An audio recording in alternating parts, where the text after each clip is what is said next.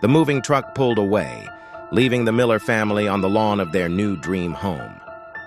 Sunlight streamed through the large bay windows, casting a warm glow on the stacks of cardboard boxes.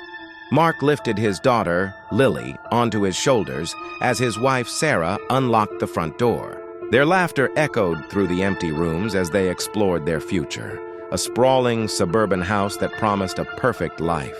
They danced in the living room, planned where the furniture would go, and imagined years of happiness within these walls. It was everything they had ever wanted. As the first few days bled into nights, the house began to reveal a different side. A subtle chill would snake through the warm air. A floorboard would creak upstairs when everyone was downstairs.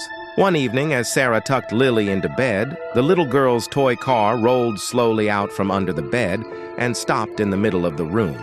A few nights later, Lily woke her parents, her eyes wide with fear.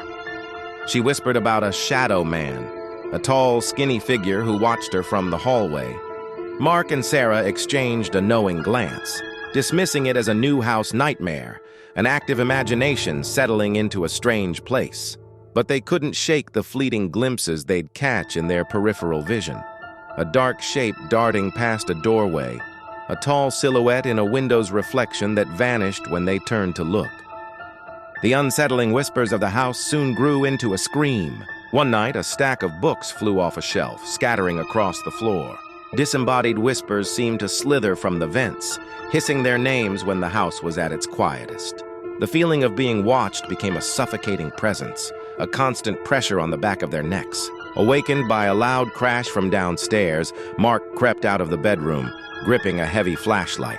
As he reached the bottom of the stairs, he shined the beam down the long, dark hallway. At the very end, a figure stood, impossibly tall and slender, its form a void of pure blackness. It had no face, no features, just an oppressive, silent stillness.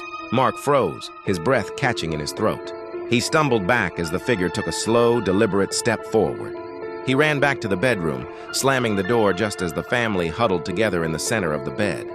Shadowy, long-fingered hands began to press against the drywall from the other side, distorting the wallpaper as if trying to push their way through. There was no discussion, only a shared primal terror. In a frantic daze, they threw clothes and essentials into a single suitcase, their movements clumsy and loud in the haunted silence.